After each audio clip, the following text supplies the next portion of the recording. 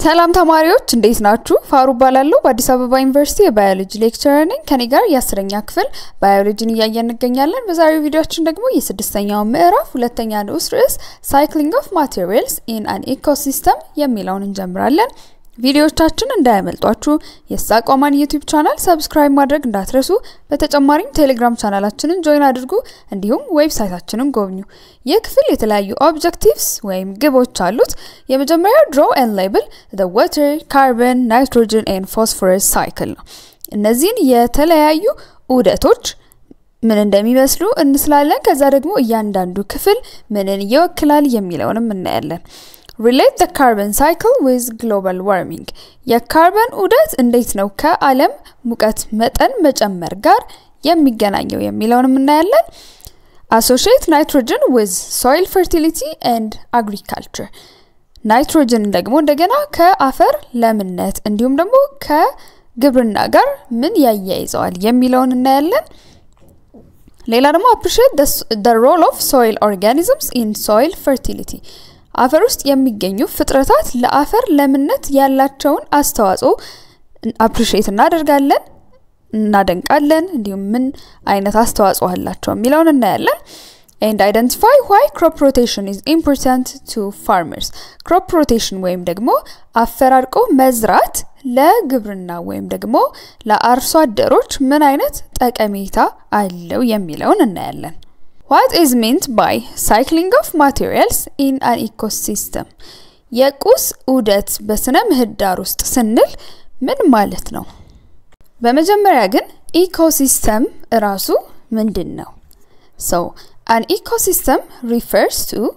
the complex of living organisms,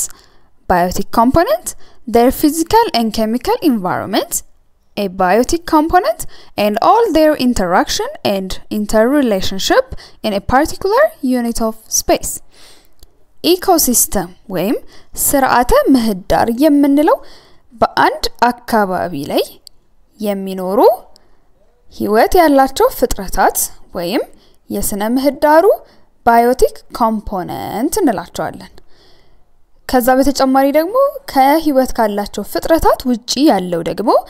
አካላዊና ኬሚካላዊ አካባቢያቸው ማለትም ህይወት የሌለው ክፍል ደግሞ ኤባዮቲክ ኮምፖነንት የምንለው ለምሳሌ የአየር ንብረት፣ አፈር፣ የመሬቱ አቀማመጥ፣ የተለያዩ ንጥረ ነገሮች እነዚህ ሁሉ የኤባዮቲክ ኮምፖነንት ውስጥ እናካትታቸዋለን። ስለዚህ ሌላ ደግሞ በእነዚህ ህይወት ባላቸው ፍጥረታትና ህይወት በሌለው አካባቢያቸው እንዲሁም ደግሞ እርስ በርስ ህይወት ባላቸው ፍጥረታት መካከል ያለውን መስተጋብርና ግንኙነት ያጠቃለለ ነው ማለት ነው ኢኮሲስተም የምንለው። As materials in an ecosystem are found in a limited amount, it is essential that the same nutrients materials should continuously be reused over and over again. እንደምናውቀው በስነ ምህዳር ውስጥ ያለው የቁስ መጠን ምን ይሆነ ነው ሊሚትድ ነው ማለትም የተገደበ ነው። ስለዚህ አንድን ቁስ ወይንም ደግሞ ንጥረ ነገር በተደጋጋሚ መልሶ መጠቀም ያስፈልጋል ማለት ነው። ስለዚህ እነዚህን በጣም አስፈላጊ የሆኑ ቁሶች ለምሳሌ ካርበን፣ ናይትሮጅን፣ ፎስፎረስን መልሶ የሚጠቀምበት ሂደት ነው ማለት ነው ማቴሪያል ሳይክሊንግ ወይም ደግሞ የቁስ ዑደት የምንለው። The cycling occurs between the biotic living and the abiotic non-living component of the ecosystem. ስለዚህ ይሄ የቁስ ዑደት ደግሞ በምን መካከል ነው የሚከናወነው? በስነ ምህዳሩ ህይወት ባለውና ህይወት በሌለው ክፍል መካከል ነው ማለት ነው። ስለዚህ ህይወት ካለው ወደ ህይወት ወደሌለው፣ ህይወት ከሌለው ክፍል ደግሞ ህይወት ወዳለው እያለ በዚህ መልኩ እነዚህ ቁሶች ምን ያደርጋሉ? ዑደት ይፈጥራሉ ማለት ነው። ስለዚህ መልሶ ለመጠቀም እንዲቻል የሚሆነው በዚህ መንገድ ነው። እያንዳንዱ ሳይክል የካርበን፣ የዋተር፣ ናይትሮጅን የሚሉትን ደግሞ በዝርዝር ላይ በቀጣይ ቪዲዮዎች ደግሞ እንመለከታቸዋለን። The biotic component consists of plants, animals and microorganisms. የስነ ምህዳር ባዮቲክ ወይም ህይወት ያለው ክፍል የምንለው ምንን በውስጡ የያዘ ነው? ፕላንትስ የተለያዩ እጽዋትን፣ animals የተለያዩ እንስሳትን እንዲሁም ደግሞ microorganisms ወይም ደግሞ ረቂቅ ተዋሲያንን ነው biotic component of the ecosystem የምንለው while the abiotic comprises the atmosphere air hydrosphere aquatic or water and lithosphere or soil abiotic ወይም ደግሞ ህይወት የሌለው ደግሞ የስነ ምህዳሩ ክፍል atmosphere ከባቢ አየርን hydrosphere ደግሞ የምንለው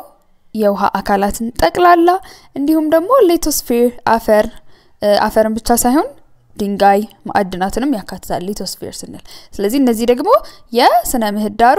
abiotic components ወይም ደግሞ ህይወት የሌላቸው የስነ ምህዳሩ ክፍሎች እንላቸዋለን ስለዚህ ስነ ምህዳር እነዚህ ህይወት ያላቸው ፍጥረታት እንዲሁም ደግሞ ህይወት የሌለውን አካባቢያቸውን አንድ ላይ ያቀፈ ነው Materials always move around within an ecosystem when organisms feed, breathe, respire and excrete. ስነ ምህዳር ውስጥ ያሉ እነዚህ የተለያዩ ቁሶች ያልናቸው ሁሉ ጊዜ በስነ ምህዳር ውስጥ ምን ያደርጋሉ? ሙቭ ያደርጋሉ። ህይወት ካለው ህይወት ወደሌለው ህይወት ከሌለው ህይወት ወዳለው ይያሉ ኡደት ይፈጥራሉ ብለናል አይደል? ስለዚህ ሙቭ የሚያደርጉት እነዚህ ማቴሪያልስ ፍጥረታት ምን ሲያደርጉ ነው? ፊድ ሲያደርጉ አንደኛ ሲመገቡ ያ ማለት ለምሳሌ ፕሮዲዩሰርስ ወይም እጽዋቶች የተለያዩ ምግቦችን ወይም ኦርጋኒክ ፕሮዳክቶችን ያመርታሉ አለን አይደል የፀሐይ ብርሃን ተጠቅመው ከዛ ደግሞ እንደገና ከአፈር ውስጥ የተለያዩ ንጥረ ነገሮችን ወስደው ስለዚህ አፈር ምንድነው abiotic component ነው አይደል ስለዚህ ከሱ የተለያዩ ንጥረ ነገሮችን ወስደው አዋህደው የተለያዩ ኦርጋኒክ ፕሮዳክቶችን ወይም ኮምፓውንዶችን ይሰራሉ እጽዋቶች እዚህ ውስጥ ደግሞ ያለውን ኃይል እንዲሁም ደግሞ ንጥረ ነገሮች ይሄንን ሲመገብ ሌላ ደግሞ ፕራይመሪ ኮንሱመር ያለው ይወስደዋል አለን ከዚህ ደግሞ እንደገና ይሄንን የሚመገብ ሌላ ደግሞ ኮንሱመር ሲመጣ ሌላ ተመጋቢ ሲመጣ ወደዚህ ደግሞ ሙቭ ያደርጋል ስለዚህ እነዚህ ማቴሪያልስ ወይም ቁሶች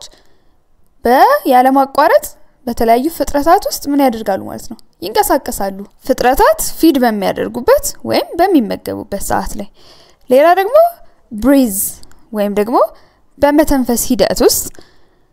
ወደ ውስጥ ስንተነፍስ ኦክሲጅን እናስገባለን ወደ ውጭ ደግሞ ስንተነፍስ ካርቦን ዳይኦክሳይድ እናስወጣለን አይደል ስለዚህ ከአትሞስፌር abiotic component ነው ብለናል አይደል ስለዚህ ከአትሞስፌሩ ኦክሲጅን ወሰድን ስለዚህ እኛ አሁን ሰው ውስጥ ከገባ እኛ ምንድነን biotic component ነን አይደል ስለዚህ ከabiotic component ወደ biotic component ገባ ማለት ነው ህይወት ወዳለው አካል መልሰን ደግሞ ካርቦን ዳይኦክሳይዱን ከኛ አውጥተን ደግሞ ለአትሞስፌሩን ሰጠዋለን ለከባቢ አየር እንመልሳለን ማለት ነው ስለዚህ በዚህ መልኩ ኦክሲጅን እና ካርቦን ዳይኦክሳይድ ደግሞ ምን ያደርጋሉ ማለት ነው ሙቭ ያደርጋሉ ፍጥረታት ብሪዝ ያደርጉ ወይም ሲተነፍሱ ከዛ በተጨማሪ ደግሞ ሬስፓይሬሽን አለ ሶ ከመንመገበው ምግብ የምናገኘው ግሉኮስ ገብቶ ዝም ብሎ ቁጭ አይልም አይደለ ይሄንን ግሉኮስ እና ኦክሲጅን በሴሉላር ሬስፓይሬሽን ፍጥረታት ወደ ካርቦን ዳይኦክሳይድ ወደ ውሃና ወደ ኃይል ይቀይሩታል ስለዚህ ይሄ ኃይል ደግሞ እንደገና በፉድ ቼን ወይም በምግብ ሰንሰለት ደግሞ እንደገና ይሄ ወደ ሌላ ፍጥረት ደግሞ ሙቭ ያደርጋል ሶ ይሄን ደግሞ ሌላ ፍጥረት ደግሞ አሁንም ይጠቀምበትና በሴሉላር ሬስፓይሬሽን አሁንም ደግሞ ይሄንን ሂደት ያስቀጥላል ማለት ነው ሌላ ደግሞ ኤክስክሪት ማድረግ ማለት ከተለያዩ ፍጥረታት የሚወጡ የተለያዩ ቆሻሻ ምርቶች አሉ አይደለ እነዚህ ኤክስክሪት የሚደረጉት ደግሞ ነገሮች በውስጣቸው የተለያዩ ማቴሪያልስ ወይም ቁሶችን ይዘው ነው የሚወገዱት ስለዚህ ፍጥረታት ኤክስክሪት በሚያደርጉበት ሰዓት ላይ ህይወት ያለው ፍጥረት ውስጥ ያለው ማቴሪያል ደግሞ ወደ ምን ተመለሰ ማለት ነው ወደ ኢንቫይሮንመንት ወደ አካባቢው ተመለሰ ማለት ነው ስለዚህ በእንደዚህ መንገድ ስነ ምህዳር ውስጥ ያሉ ማቴሪያልስ ወይም ደግሞ ቁሶች ሙቭ ያደርጋሉ ያለማቋረጥ ይንቀሳቀሳሉ Nutrients are released when the waste products or dead bodies are decomposed የተለያዩ ንጥረ ነገሮች ደግሞ ከፍጥረታት አካል ውስጥ የሚለቀቁት ምን ሲሆን ነው እነዚህ ፍጥረታት ከሞተ አካላቸው ወይ ደግሞ እነሱ ከለቀቁት waste product ቆሻሻ ምርት ምን ሲሆን ነው ዲኮምፖዝ ሲሆን ነው ማለትም ሲበሰብስ የተለያዩ ዲኮምፖዝ የሚያደርጉ ወይ ደግሞ በስባሽ ሰሪ ፍጥረታት አሉ ብለናል አይደለ አፈር ውስጥ ለምሳሌ ማይክሮ ኦርጋኒዝምስ ረቂቅ ተዋሲያን ስለዚህ እነሱ ይሄን የሞተ የፍጥረታት አካል የጽዋት ሊሆን ይችላል የእንስሳት ሊሆን ይችላል እንዲሁም ደግሞ እነሱ የለቀቁትን ዌስት ፕሮዳክት ቆሻሻ ምርቶች በሚያበሰብሱበት ሰዓት ላይ እነዚህ አስፈላጊ የምንላቸው ኒውትሪየንትስ ንጥረ ነገሮች ምን ይሆናሉ ማለት ነው ይለቀቃሉ What is a waste product to one organism become a vital nutrient to another ስለዚህ ላንዱ ቆሻሻ ምርት የሆነው ላንዱ ደግሞ በጣም አስፈላጊ ምርት ይሆናል ማለት ነው ምክንያቱም አንዱ ፍጥረት ዌስት ነው ብሎ ወይም ደግሞ ቆሻሻ ነው ብሎ ከሰውነቱ ያስወገደው ነገር ብሬክዳውን አድርጎ ተሰባብሮ በስብሶ አስፈላጊ ንጥረ ነገር መልቀቅ ከቻለ ያንን ንጥረ ነገር ደግሞ እንደ ቫይታል ወይ ደግሞ እንደ አስፈላጊ ደግሞ ወስደው የሚጠቀሙበት ወይ ደግሞ ለሌላ አገልግሎት ደግሞ የሚያውሉ ፍጥረታት አሉ ስለዚህ ላንዱ ቆሻሻ የሆነው ላንዱ ደግሞ አስፈላጊ ይሆናል ማለት ነው ለምሳሌ animal excrete a waste product will be broken down by decomposers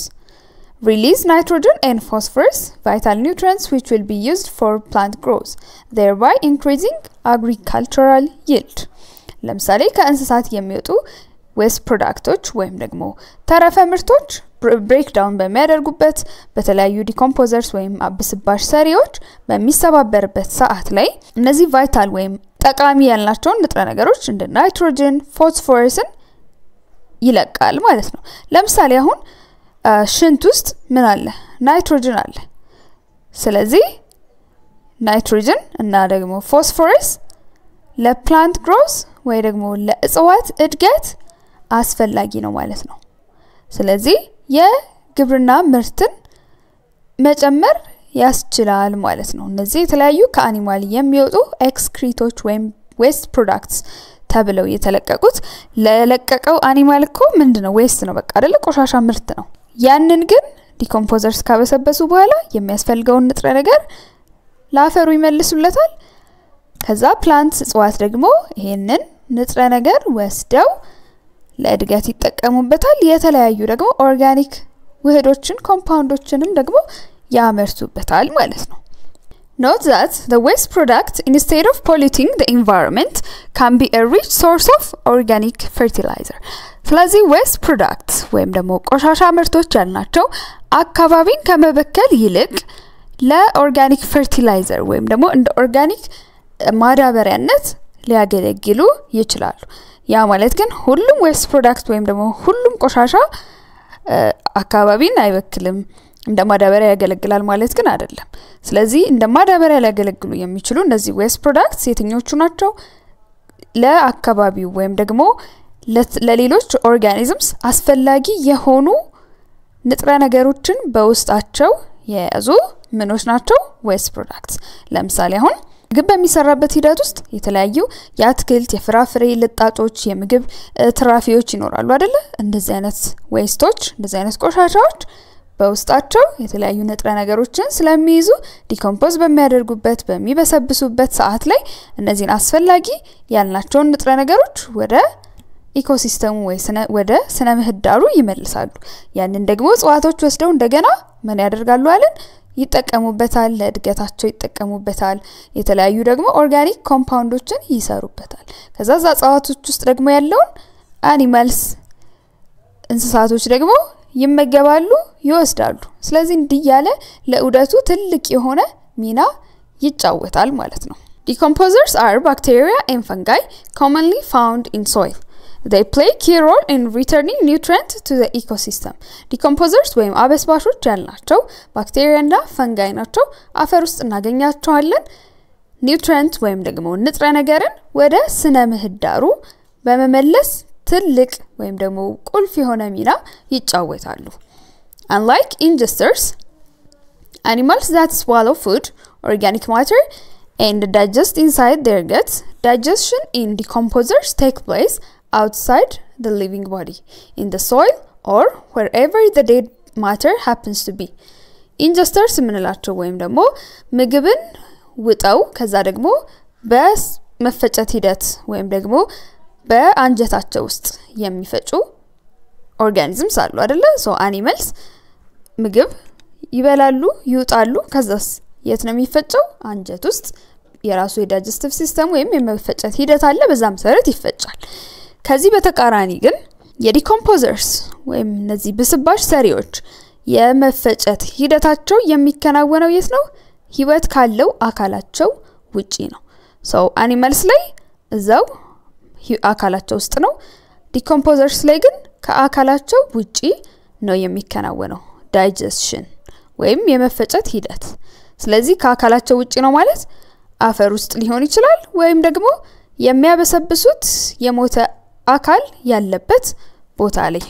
ይከናወናል ማለት ነው የዲኮምፖዘርስ digestion ስለዚህ ምን እንለዋለን ይሄን ዲኮምፖዘርስ exhibit extracellular digestion extracellular ማለት ከህዋስ ውጪ የሆነ መፈጨት ማለት ነው ስለዚህ ከሰውነታቸው ውጪ ስለሆነ ዳይጀሽኑ የሚከናወነው extracellular digestion እንለዋለን ይህ ደግሞ እንዴት ነው የሚሆነው by releasing enzymes on the dead matter digesting the complex organic matter into simpler and smaller ones and absorb these products of decomposition የተለያዩ ኤንዛይሞችን ለመፈጨት ወይም ደግሞ እነዚህ የሞተውን አካል ለማበስበስ የሚረዳቸውን ኤንዛይሞች ይለቃሉ ከዛ በኋላ እዛ ዌስት ውስጥ እዛ ቆሻሻ ውስጥ ያለ ወይ ደግሞ እዛ የሞተ አካል ውስጥ ያሉ ኦርጋኒክ ማተሮች የተወሳሰበ መዋቅር ያላቸው ኦርጋኒክ ውህዶች ወደ ምን ይቀየራሉ ማለት ነው ወደ ትንንሽና ወደ ቀላል የሆኑ ሞለኪውልስ ብሬክ ዳውን ያደርጋሉ ማለት ነው ለክኛ ሰውነታችን ውስጥ እንደሚፈጠረው ሆኖ የዲኮምፖዘርስ ግን ይሄ የሚከናወነው የት ነው ማለት ነው ውጪ ላይ ብሬክ ዳውን የሚያደርጉት ስለዚህ እዚህ ጋር ብሬክ ዳውን ከተደረገ በኋላ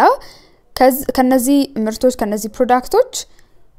ምን ያደርጉ ይወስዳሉ ማለት ነው አብዞርብ ያደረጉ የሚፈልጉትን እየወሰዱ ይጠቀማሉ ማለት ነው እነዚህ በስባሽ ሰሪዎች ወይም ዲኮምፖዘርስ የምንላቸው ስለዚህ ይሄ ሂደት ምን እንለዋለን decomposition እንለዋለን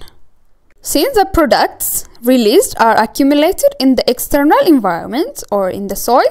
they serve as nutrient pool and increase soil fertility as well as plant productivity ስለዚህ እነዚህ ዲኮምፖዘርስ ወይም በስባሽ ሰሪዎች ብሬክ ዳውን ያደረጉት ወይም ደግሞ ያበሰበሱት ነገር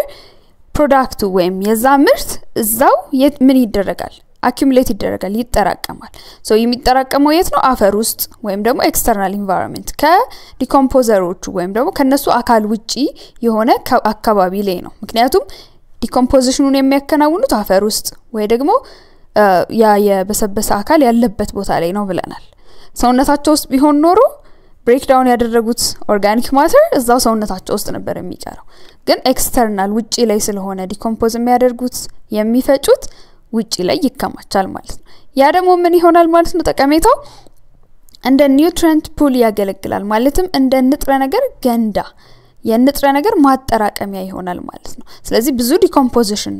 ዲኮምፖዘርስ ብዙ ብስባሽ ወይም ደግሞ ብዙ ነገር ባበሰበሱ ቁጥር ብዙ ንጥረ ነገር እየተከማቸ ይገኛል ማለት ነው ይሄ ደግሞ የአፈሩን ለምነት ይጨምራል በተለያዩ ንጥረ ነገሮች የዳበረ አፈር ይሆናል ማለት ነው ፈርታይል ሶይል ይሆናል ያ ደግሞ የእጽዋቱን ፕሮዳክቲቪቲ ወይም ደግሞ ምርታማነት ይጨምራል ምክንያቱም እጽዋቱ ለማደግ የሚያስፈልገውን የተለያዩ ነገሮችን ለመገንባት የሚያስፈልገውን ንጥረ ነገር በበቂ ሁኔታ እንዲያገኝ ያስችሉታል ስለዚህ ዲኮምፖዘርስ በኒውትሪየንት ሳይክል ወይ በእነዚህ ንጥረ ነገሮች ዑደት ውስጥ በጣም ትልቅ የሆነና ወሳኝ የሆነ ሚና ይጫወታሉ እሺ ተማሪዎች አሁን አንድ አክቲቪቲ ይኖረናል So in pair discuss and answer the following questions. ሁለት ሆናችሁ ከዚህ ቀጥሎ ያሉትን ጥያቄዎች መልሱ እንዲሁም ደግሞ ተወያዩባቸው። የመጀመሪያው ጥያቄ why is the cycling of materials in an ecosystem so important? ለምንድነው እነዚህ materials ወይም የቁሶቹ ዑደት በስነ ምህዳር ውስጥ ያን ያህል አስፈላጊ የሆነው? ሁለተኛ ደግሞ what will happen to organisms or life if decomposers are absent from the ecosystems? ከስነ ምህዳሩ ላይ ዲኮምፖዘርስ ያልናቸው ወይም በስባሽ ሰሪዎች ያልናቸው ባይኖሩ ሌሎች ፍጥረታት ህይወት ላይ ምን ይፈጠራል የሚለውን ተወያዩ የማቴሪያል ሳይክሊንግ ወይም ደግሞ የቁስ ዑደት ዋነኛው ጠቀሜታው ምንድነው sustaining life ህይወት እንዲቀጥል ማድረግ ነው ህይወትን ማስቀጠል ነው ይሄ ደግሞ እንዴት ነው ካልን cycling ensures that essential nutrients like carbon nitrogen and phosphorus are continuously available for organisms ይህ የንጥረ ነገሮች ወይም ደግሞ የቁስ ዑደት በጣም አስፈላጊ የምንላቸው ንጥረ ነገሮች ለተቋረጠ አቅርቦት ይኖራል የነዚህ ንጥረ ነገሮች ምክንያቱም ያለ እነዚህ ንጥረ ነገሮች plants couldn't grow and subsequently herbivores and carnivores would lack food sources እነዚህ ነገሮች ባይኖሩና ሳይክሊንግ ዑደቱ ባይኖር እጽዋቶች ማደግ አይችሉም ምክንያቱም እነዚህ ንጥረ ነገሮች ያስፈልጓቸዋል እጽዋቶች ማደግ አይችሉም ማለት ደግሞ እጽዋቶች ላይ ዲፔንድ ያደረጉት herbivores እጽዋቶችን የሚመገቡት ደግሞ የሚመገቡት አይኖራቸውም ማለት ነው ስለዚህ እነዚህን ደግሞ የሚመገቡት herbivoresን carnivores ደግሞ አሁንም የሚመገቡት ነገር አያገኙም ማለት ነው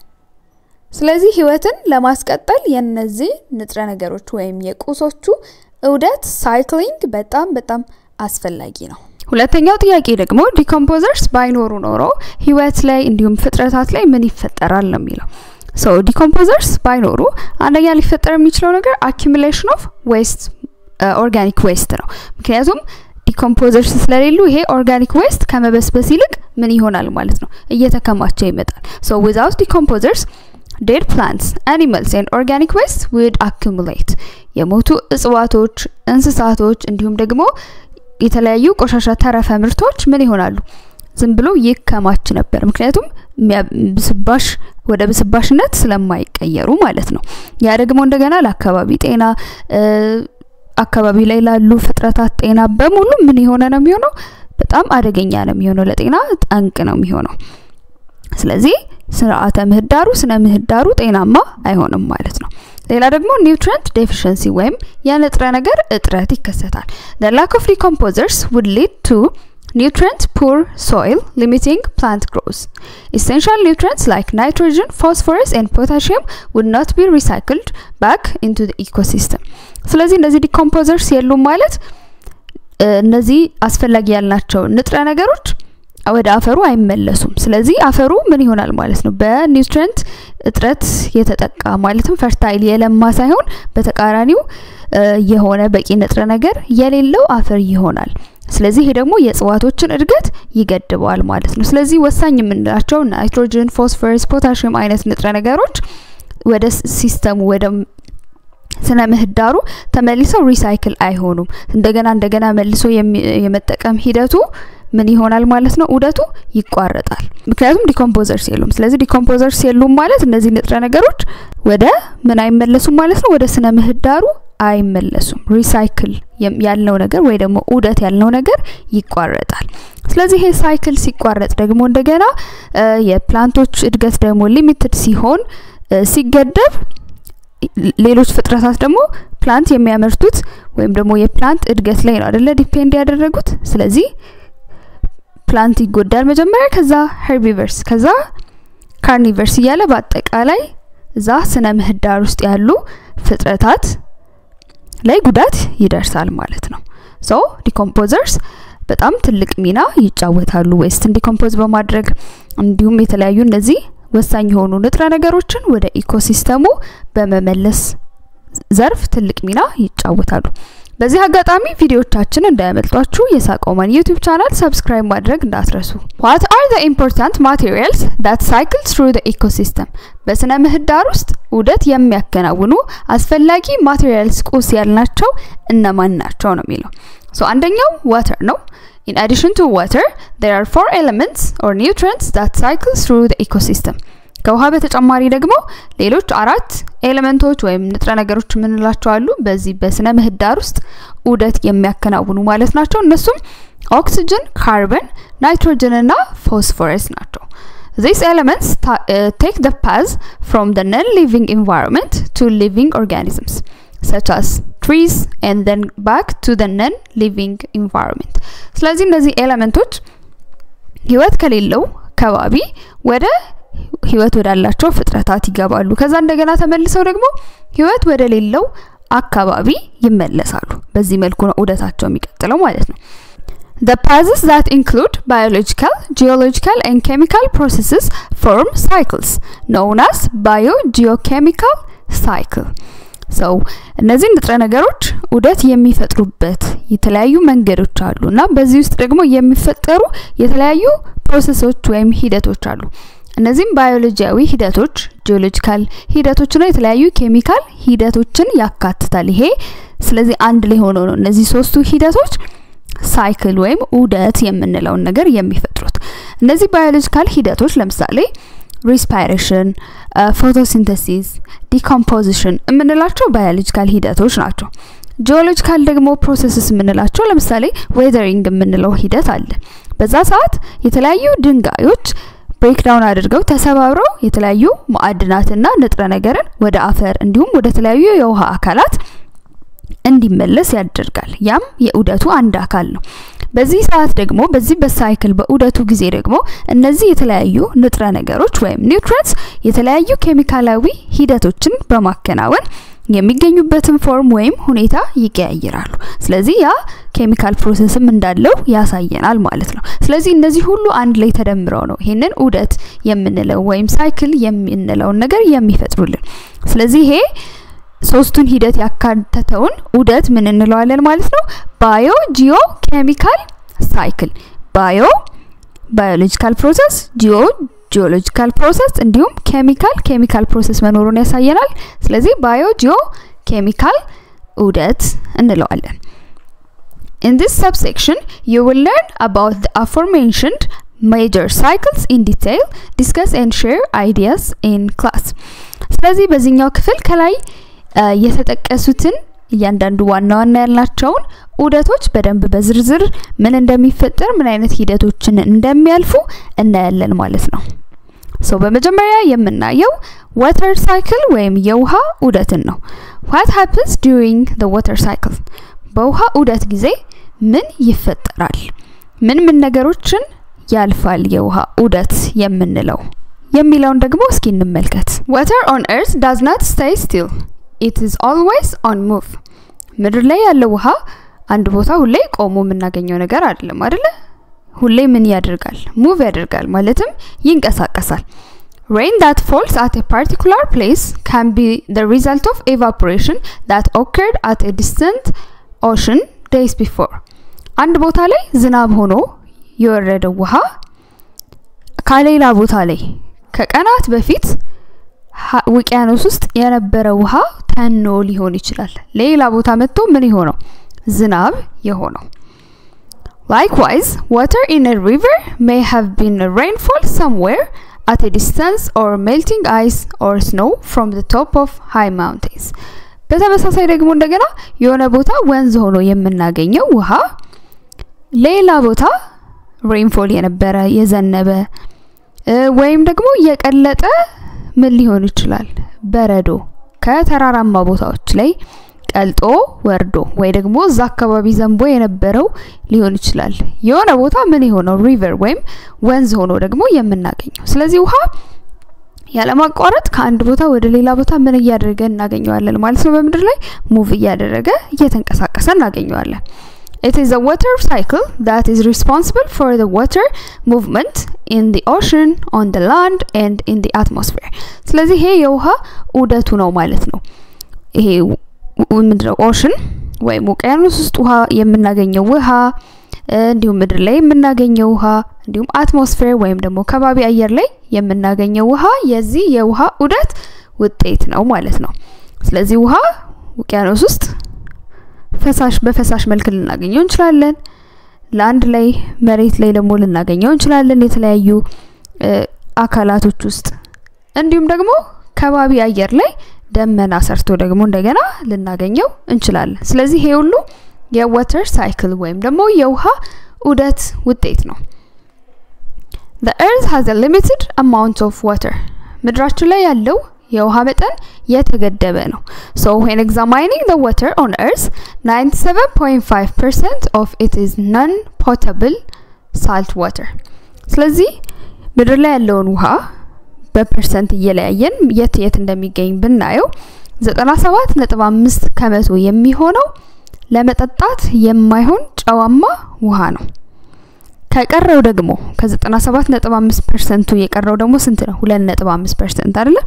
of the remaining water 99% is locked underground as a groundwater or as ice cap in the polar areas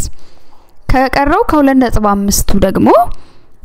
99% የሚሆነው የት እናገኘዋለን ከምድር በታች እንደ ከርሰ ምድር ውሃ ሆኖ እናገኘዋለን ወይንም ደግሞ በበረዶ መልክ ተጋግሮ ይሄ በረዶማ የሆነው polar areas ምንላቸው ቦታዎች አሉ አይደል እዛ ጋር ምን ሆኖ እናገኘዋለን የበረዶ ግግር ሰርቶ እናገኘዋለን thus less than 1% of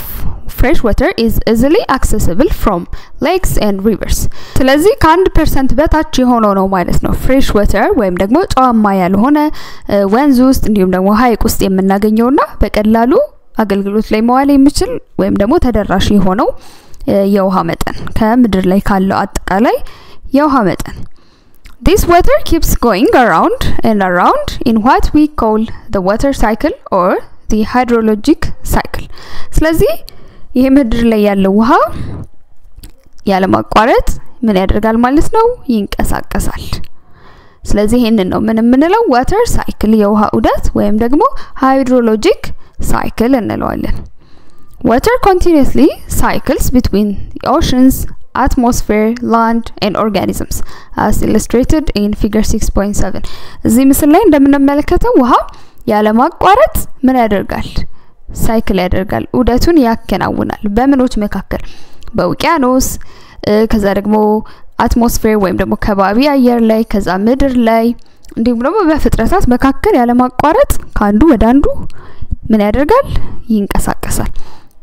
ስለዚህ እዚህ ጋር ውቅያኖስ ውስጥ የነበረው ውሃ በኢቫፖሬሽን ወደ ከባቢ ይመለሳል ስለዚህ እዚህ ጋር በደመና መልክ ደግሞ ከባቢ አየር ላይ እናገኘዋለን መልሶ ደግሞ እንደገና በዝናብ መልኩ ወደ ላንድ ወደ መሬት ደግሞ ይወርዳል እንዲሁም ደግሞ ወደ ተለያዩ ፍጥረታት ወደ ጸዋቶች ወደ እንስሳቶችም ደግሞ የሚገባበት መንገድ አለ ስለዚህ እንደዚህ ያደረገ ያለማቋረጥ ምን ያደርጋል ማለት ነው ሳይክል ያደርጋል ዑደቱን ያከናውናል A change in temperature, heating and cooling is the main driving force in the water cycle. ለውሃ ዑደት መሰረታዊ የሆነው ገፊ ኃይል ወይም ደግሞ አንቀሳቃሽ ኃይል ምንድነው የቴምፕሬቸር መለዋወጥ ወይም የሙቀት መጠን መለዋወጥ ነው ምክንያቱም ሙቀት መጠን ከፍ ሲል ለምሳሌ ሂቲንግ ይኖራል እየሞቀ ይመጣል የሙቀት መጠን ደግሞ ሲቀንስ ደግሞ ኩል ያደርጋል ወይም ደግሞ እየቀዘቀዘ ደግሞ ይመጣል ስለዚህ causing a change in the state of water as water vapor or gas ice or snow solid and liquid water ስለዚህ ይሄ የሙቀት መጠን መለዋወጥ መጨመርና መቀነስ ውሃው ያለበትን ስቴት ወይም መንገድ እንዲቀያየረው ያደርጋል ስለዚህ ውሃውን በቬፐር ወይም ደግሞ በትነት መልክ ጋስ መልክ ልናገኘው እንችላለን ወይም ደግሞ በአይስ በበረዶ መልክ ሶሊድ ጠጣር ሆኖ እናገኘዋለን ወይም ደግሞ ሊኩዊድ ወይም ፈሳሽ ውሃ ሆኖ ደግሞ እናገኘዋለን ስለዚህ በዚህ የውሃ ዑደት ወይም ዋተር ሳይክል ውስጥ በሶስቱም ስቴት ወይም ደግሞ በሶስቱም መንገድ ውሃው ይገኛል ማለት ነው ስለዚህ ይሄን ደግሞ እንዲለዋወጥ የሚያደርገው ገፊ ኃይል ደግሞ ምንድነው የቴምፕሬቸር መጠን ወይም ደግሞ የሙቀት መጠን መለዋወጥ ነው Among the many processes involved in the water cycle, the most important are በውሃ የዑደት ሂደት ውስጥ የተለያዩ ፕሮሰሶች ወይም ሂደቶች ይካተታሉ ለውሃ ዑደት አስፈላጊ የሆኑ ሂደቶች ማለት ናቸው ከነዚህ ውስጥ በጣም ኢምፖርታንት እና አስፈላጊ የሆኑ ሂደቶች የምንላቸው evaporation transpiration condensation precipitation እና runoff ናቸው እያንዳንዱ እነዚህ ለውሃ ዑደት ትልቅ ሚና የሚጫወቱ ሂደቶች ናቸው evaporation እና transpiration የምንለው የምድር ገጽ ላይ ያለው ውሃ በትነት መልክ ወደ አትሞስፌር ወይም ወደ ከባቢው የሚሄድበት ወይም የሚለቀቅበት መንገድ ነው evaporation ከተለያዩ አካላት ከወንዝ ከሐይቅ ከተለያዩ አካላት የሚተናው ነው evaporation የምንለው transpiration ደግሞ የምንለው ከእጽዋት ቅጠል ላይ የሚተናው ነው transpiration የምንለው ብቻ ሁለቱም ግን evaporationም transpirationም ውሃ በትነት መልክ ወደ አትሞስፌር የሚመለስበት ነው ከዛ በኋላ ይሄ ደግሞ የተነነው ውሃ ይቀዘቅዝና ተሰብስቦ ይቀዘቅዝና ምን ይሆናል ወደ ትንንሽ የውሃ ጠብታዎች ይቀየራል ይሄ ደግሞ ኮንደንሴሽን የምንለው ማለት ነው ከዛ በኋላ ይሄ ደመና ይፈጥራል ይሄ እዚህ ጋር የተሰበሰበው ትንንሽ የውሃ ጠብታዎች ከዛ ይሄ ወደ መሬት ይመለሳል እሱ ደግሞ ምንድነው precipitation የምንለው ስለዚህ precipitation ወደ ምድር ሲመለስ ይሄ ውሃ በዝናብ መልክ ሊሆን ይችላል በበረዶ መልክም ሊሆን ይችላል precipitate የሚያደርገው ስለዚህ ወደ ምድር ይመለሳል ከዛ ይሄ ወደ ምድር የተመለሰው ደግሞ በረን ኦፍ ወይም ደግሞ የፈሰሰ ወደ ተለያዩ የውሃ አካላት ይመለሳል ማለት ነው ስለዚህ እነዚህ ለውሃ ዑደት ዋና የሆኑ ሂደቶችን በደንብ አድርጋችሁ ልዩነታቸውን ማየት እና ማስተዋወስ ይኖርባችኋል The water cycle is sun driven process ይህ ማለት የውሃ ዑደት በፀሐይ የሚመራ ሂደት ነው ያ ማለት ደግሞ it is solar heating that helps the cycle to start with evaporation ይህ ዑደት የውሃ ዑደት እንዲጀመር የሚያደርገው ምንድነው ማለት ነው ከፀሐይ ብርሃን የሚገኘው ሙቀት ነው ማለት ነው ስለዚህ የተለያዩ የውሃ አካላት ከፀሐይ የሚመጣው ኃይል የሙቀት ኃይል በሚያርፍበት ሰዓት ላይ ይሄ የውሃ ሞለኪውል ምን መሆን ይጀምራል ማለት ነው ኤቫፖሬት ማድረግ ወይም መትነን ይጀምራል ስለዚህ ለዛ ነው sun driven ወይም ደግሞ በፀሐይ የሚመራ ሂደት ይሆነው ምክንያቱም ዋነኛው ለኤቫፖሬሽን የሚያስፈልገው የሙቀት ኃይል የሚገኘው ከፀሐይ ስለሆነ Evaporation of water from the earth and surface of the leaf by transpiration rises in the atmosphere in the form of water vapor. ስለዚህ ከምድር ገጽ ላይ ወይም ደግሞ ከምድር ላይ ውሃ በትነት መልክ እንዲሁም ደግሞ ከተለያዩ እጽዋቶች ከቅጠሎቻቸው ወለል ላይ ደግሞ በትራንስፓይሬሽን ውሃ ምን ይሆናል ማለት ነው ወደ ቬፐር ወይም ደግሞ በትነት መልክ ወደ አትሞስፌር ወይም ወደ ከባቢው ይለቀቃል Then the water vapor cools and condenses in the atmosphere into rain or snow. ከዛ ይሄ በትነት ወደ ከባቢው የተለቀቀው ውሃ ደግሞ ይቀዘቅዝና ማለትም ኮንደንስ አድርጎ ተሰብስቦ ከዛ ቀዝቅዞ ወደ ትንንሽ የውሃ ጠብታዎች ይቀየራል ወደ ዝናብና ወደ ዝናብ ወይ ደግሞ ወደ ስኖው ማለት ነው ወደ በረዶ ይህ ደግሞ እንደገና መልሶ ወደ ምድር የሚወርደው በመንድነው and falls again to the earth's surface as precipitation በprecipitation እንደገና ይሄ ደግሞ መልሶ ኮንደንስ ያደረገው ውሃ ምን ይሆናል ይወርዳል so precipitation ከከባቢው ላይ በደመና መልክ የነበረው ውሃ ወደ መሬት የሚመለስበት ነው ስለዚህ precipitate ሲያደርግ rainfall በዝናብ መልክ ሊሆን ይችላል ወይ ደግሞ በsnowfall ማለትም በበረዶ መልክ ወደ መሬት ይመለሳል ማለት ነው ስለዚህ ዑደቱ በዚህ መልኩ ደግሞ እንደገና ይቀጥላል The water falling on earth through surface runoff collects in rivers, lakes, soil and soft rocks where some water is taken up by plant roots and much of it flows into ocean and also infiltrate the soil and accumulated as groundwater ስለዚህ ይሄ ወደ ምድር ደግሞ የተመለሰው ውሃ በረን ኦፍ ማለትም ረን ኦፍ ምንለው ደግሞ የወረደው በፕሬሲፒቴሽን የወረደው ውሃ ወደ ተለያዩ አካላት የሚገባበት ሂደት ነው እየፈሰሰ ማለት ነው ስለዚህ የተለያዩ ወንዞች ሐይቅ ወደ አፈር ይገባል እንዲሁም ደግሞ ሶፍት ምንላቸው ለስላሳ የሆኑ በቀላሉ መሰባበር የሚችሉ ውሃ ማስገባት የሚችሉ ድንጋዮች ውስጥም እንደገና ይገባል ማለት ነው ውሃው እንደገና ደግሞ እጽዋቶች በስሮቻቸው አማካኝነት ምን ያደርጋሉ አብዞርብ አድርገው ደግሞ የተወሰነውን ውሃ ይወስዳሉ አብዛኛው ደግሞ ወደ ምን ይገባል ወደ ኦሽን ወይም ደግሞ ወደ ውቅያኖስ ይሄዳል ፕሪሲፒቴት ያደረገው ውሃ እንዲሁም ደግሞ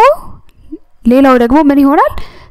አፈር ውስጥ ሰርጎ በመግባት የትከማቻል ማለት ነው እንደ ግራውንድ ዋተር ወይም የከርሰ ምድር ውሃ ሆኖ ይከማቻል ስለዚህ ወደ ተለያዩ ቦታዎች ተበታተነ ማለት ነው ወደ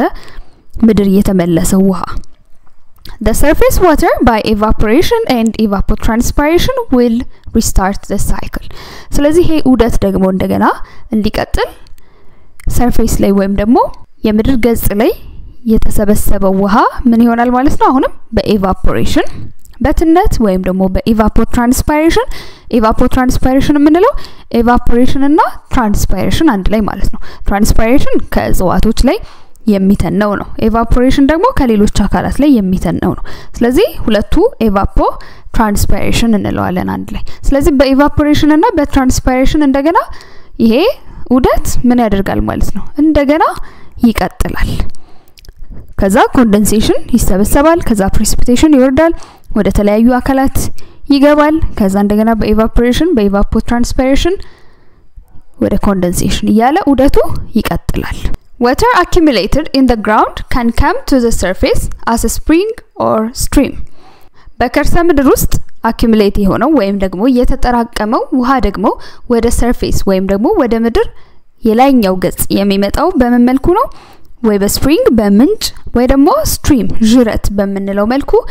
ከከርሰ ምድር ወደ ምድር ገጽ ይመለሳል። Groundwater can also be pumped out for different purposes such as drinking and irrigation and join the water cycle by surface evaporation. ስለዚህ groundwater ወይም የከርሰ ምድር ውሃ አንደኛ ተፈጥሯዊ በሆነ መልኩ በስፕሪንግና በስትሪም ወደ ምድር ገጽ ይመለሳል አይደል ስለዚህ ከዛ ከምንጩ ላይና ከጅረቱ ላይ ደግሞ እንደገና በኢቫፖሬሽን ወደ አትሞስፌር መመለስ ይችላል ከዛ በተጨማሪ ደግሞ በሰው ሰራሽ መልኩ ደግሞ ይሄ ግራውንድ ዋተር ወይም የከርሰ ምድር ውሃ የተለያዩ ማሽኖችን በመጠቀም መሳብ ይችላል ስለዚህ ለተለያዩ አገልግሎቶች ለመጠጥ ለመስኖ አገልግሎት እንዲውል መደረግ ይችላል በዚሁ ምን ይሆናል ማለት ነው join the water cycle by surface evaporation ስለዚህ ወደ ምድር ገጽ ወደ ላይኛው ገጽ ተመለሰ ማለት የውሃ ዑደቱን አሁንም ተቀላቀለ ማለት ነው ስለዚህ ከዚህ ከሰርፌስ ላይ ደግሞ እንደገና በኢቫፖሬሽን በትነት መልክ ወደ አትሞስፌር ይመለሳል ከዛ ዘንቦ ይመለሳል ደግሞ ወደ ምድር ይያለ የውሃ ዑደቱን የግራውንድ ዋተር ወይ ደግሞ በከርሰ ምድር የቀረው ውሃ ደግሞ በዚህ መልኩ የውሃ ዑደቱን ይቀላቀላል እሺ ተማሪዎች በመጨረሻም አንድ አክቲቪቲ ይኖረናል ግሩፕ ወርክ ነው በቡድን ነው የሚሰሩት አላማው ምንድነው how does the water cycle work ይሄ የውሃ ዑደት ያወራነው በምን መልኩ ይሰራል የሚለውን በሙከራ የምትረዱበት አክቲቪቲ ነው ለዚህ አክቲቪቲ ደግሞ የሚያስፈልጓቸው የተለያዩ ቁሳቁሶች አሉ large glass beaker ትልቅ ብርጭቆ ውሃ መያዣ 100 ሚሊ ሊትር ሊይዝ የሚችል small glass beaker 50 ml 50 ሚሊ ሊትር ሊይዝ የሚችል ደግሞ አነስተኛ የብርጭቆ ውሃ መያዣ water ውሃ plastic cover የላስቲክ መሸፈኛ string ክር ወይ ገመድ ወይ ደግሞ large rubber band ተለቅ ያለ የላስቲክ እንደዚህ አይነት ማሰጃዎች አሉ አይደለ እነሱን ያስፈልጉናል ቀደም ተከተሉ ደግሞ እንዴት ነው place the small glass beaker at the center of the large glass beaker ትንሹን የብርጭቆ ውሃ መያዣ ትልቁ መሃል ላይ እናስቀምጣለን ውስጥ ማለት ነው ከዛ fill the large glass beaker with water about 2/3 of the way up the small beaker do not put water inside the small beaker መሃል ላይ ካስቀመጥን በኋላ እዚህ ትልቁ ላይ ውሃ እንጨምራለን ግን ትልቁ ላይ ውሃ ስንጨምር ይሄ ትንሹን ሙሉ በሙሉ እንዲሸፍን ሳይሆን 2/3 ያህል ክፍሉን ብቻ እንዲሸፍን አድርገን ውሃ እንጨምራለን ትልቁ ውስጥ ትንሹ ብርጭቆ ውስጥ ግን ምን አናደርግም ውሃ አንጨምርም Cover the large glass beaker with a plastic cover and either tie it with a string or put a large rubber band around it to secure the plastic cover. ከዛ የላስቲክ መሸፈኛውን አመተን እዚህ ትልቁን ብርጭቆ ወይ ጠርሙስ እንሸፍንበታለን ማለት ነው ከዛ ይሄ ደግሞ ላስቲኩ ቁጭ እንዲል ወይ በገመድ እናስረዋለን ወይ ደግሞ ላስቲክ ማስያዣው አለ አይደለ በሱ አድርገን ላስቲኩን ዙሪያው ጠርሙሱ ላይ አድርገን እንዳይንቀሳቀስ ማለት ነው ፕላስቲኩ ወይም የላስቲክ መሸፈኛው በዛ መልኩ እናስረዋለን place the set up outside in a sunny area for a few hours ከዛ ይሄን ያዘጋጀነው ለተወሰነ ሰዓታት ፀሐያማ የሆነ ቦታ ላይ ውጪ ላይ ማስቀመጥ ይኖርብናል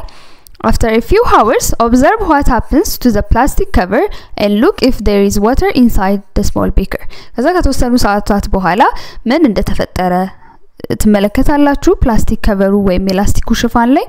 ምን አስተዋላችሁ እንዲሁም ደግሞ ውሃ እዚህ ትንሿ ጠርሙስ ውስጥ ወይም ትንሿ ብርጭቆ ውስጥ ውሃ አለ የለም የሚለውን በዛው ትመለከታላችሁ በዚህ ሙከራ ላይ ደግሞ ተመስርታችሁ የምትመልሷቸው ጥያቄዎች ይኖራሉ በሙከራው ላይ ተመስርታችሁ የምትመልሷቸው ጥያቄዎች የመጀመሪያው what did you observe on the plastic cover የላስቲክ ሽፋኑ ላይ ምን አስተዋላችሁ? What is the process that enable water particles to move upward to the plastic cover? ወደ ላስቲኩ ሽፋን ውሃው ወይም ደግሞ የውሃ ፓርቲክሎች ወደ ላይ እንዲመጡ ያደረጋቸው ሂደት ምንድነው? What process is demonstrated when the water drops are getting too heavy and falling back to small glass beaker? የትኛው ሂደት ነው የሚያሳየው ውሃው ከፕላስቲክ ከቨሩ ላይ ተሰብስቦ ከብዶ ወደ ታች ወደ ትንሹ ጠርሙስ እንዲመለስ የተደረገበት ሂደት የትኛውን water cycle ወይም የውሃ ዑደት ላይ ያየነውን ሂደት ያሳያል ነው? And why do you say the water cycle is sun driven process? ለምንድነው ደግሞ የውሃ ዑደት በፀሐይ የሚመራ ሂደት ነው ያልነው? ስለዚህ እነዚህ እያንዳንዳቸውን ጥያቄዎች ለየብቻ ከፋፍለን እናያቸዋለን። የመጀመሪያው ጥያቄ ፕላስቲክ ከቨሩ ላይ ወይም የላስቲክ ሽፋኑ ላይ ምን አያችሁ ለሚለው small water droplets are observed on the plastic cover ትንንሽ የውሃ ጠብታዎችን ላስቲኩ ላይ ልታዩ ትችላላችሁ ይሄንን ሙከራ ስትሰሩ ማለት ነው። ስለዚህ ትንንሽ የውሃ ጠብታዎችን ተመለከትን ማለት ደግሞ ምን ነበር ማለት ነው? ወደ ሁለተኛው ጥያቄ ያመጣናል። ውሃው ከታች ከጠርሙሱ ወደ ላይ ወደ ላስቲኩ እንዲመጣ ያደረገው ሂደት ምንድነው? evaporation ወይንም ትነት ነው። ምክንያቱም ይሄን ኤክስፐሪመንት ስንሰራ ይሄንን እቃ ፀሐያማ ቦታ ላይ እናስቀምጠዋለን ብለናል አይደል? ስለዚህ ከፀሐይ የሚመጣው ሙቀት እዚህ ውስጥ ያለውን ውሃ እንዲተና አድርጎታል ማለት ነው። ስለዚህ ተኖ ወደ ላይ ወደ ላስቲኩ ሽፋን ይመጣና ከዛ ኩል አድርጎ ቀዝቅዞ ኮንደንሴሽን ተከናውኖ ደግሞ ምን ይሆናል ማለት ነው? ወደ ትንንሽ የውሃ ጠብታዎች ይቀየራል። ስለዚህ ይሄ ወደ ላይ እንዲመጣ ያደረገው ኤቫፖሬሽን ወይም ትነት መኖሩን ያሳየናል። ሶስተኛው ደግሞ ይሄ ወደ ላይ የመጣው የውሃ ሞለኪውሎች የተሰበሰቡት እነዚህ ትንሽ የውሃ ጠብታዎች እየከበዱ መተው ወደ ውስጥ ወደ ታች አሁን እዚህ ትንሿ ውስጥ ከኤክስፐሪመንቱ በኋላ ሙከራውን ከሰራን በኋላ ስናይ ትንሿ ባዶ አልነበረ። ከሙከራው በኋላ ግን ይሄ ትንሹ እቃ ውስጥ ወይም ትንሹ ብርጭቆ ውስጥ ውሃ እናገኛለን። ያ ማለት ደግሞ ከላስቲኩ ላይ የውሃ ጠብታዎች ወደዛ ተመልሰዋል ማለት ነው። ያ ምንን ዴሞንስትሬት ያደርጋል? ምንን ያሳየናል? ከውሃ ዑደት ካልናቸው ውስጥ ምንን ያመለክትልናል ካልን precipitation ወደ ትንንሽ የውሃ ጠብታ የተቀየረው የውሃ ትነት ተሰብስቦ ከዛ እየከበደ መጥቶ ወደ መሬት በምን ይመለሳል ብለናል? በprecipitation አይደል? ወይ በዝናብ መልክ ወይ በበረዶ መልክ ይመለሳል። ያ ሂደት precipitation እንለዋለን። ስለዚህ ይሄም እዚህ ሙከራ ላይ የሚያየነው ነገር precipitation መኖሩን ያሳየናል ማለት ነው። የመጨረሻው ጥያቄ የሚለው ለምንድነው የውሃ ዑደት በፀሐይ የሚመራ ሂደት ነው ያልነው ነው የሚለው? ይሄ ቅድም እንዳልነው the water cycle is sun driven process because it is solar heating that helps the cycle to start with evaporation. ይሄ ምክንያቱ ምንድነው? ከፀሐይ ብርሃን የሚገኘው የሙቀት ኃይል ነው የውሃ ሞለኪውሎችን በኤቫፖሬሽን ወይንም በትነት መልክ ወደ አትሞስፌር ወይም ደግሞ ወደ ከባቢው እንዲመለሱ በማድረግ የውሃ ዑደቱ እንዲጀምር የሚያደርገው። ካለበለዛ የፀሐይ ሙቀት ባይኖርና ኤቫፖሬት ባያደርግ እዚህ ላይ ያለው የውሃ ክፍል ኤቫፖሬት አድርጎ ወደ ላይ ባይመለስ የውሃ ዑደት አይኖርም ማለት ነው። ስለዚህ ፀሐይ ያስፈልገው ወይ ደግሞ በፀሐይ የሚመራ ሂደት ነው ያልነው በዚህ ምክንያት ነው። ዋናው የሙቀት ኃይል የምናገኘው ከፀሐይ ስለሆነ ያ ከፀሐይ የሚገኘው የሙቀት ኃይል ደግሞ ውሃን ኤቫፖሬት እንዲያደርግ እንዲተን ያደርገዋል። ያ ደግሞ የዑደቱ መነሻ ወይም ደግሞ መጀመሪያ ይሆናል ማለት ነው። የዛሬው ቪዲዮአችን ይሄን ይመስል ነበር። በቀጣይ ቪዲዮ እስከምንገናኝ ሰላም ቆዩኝ።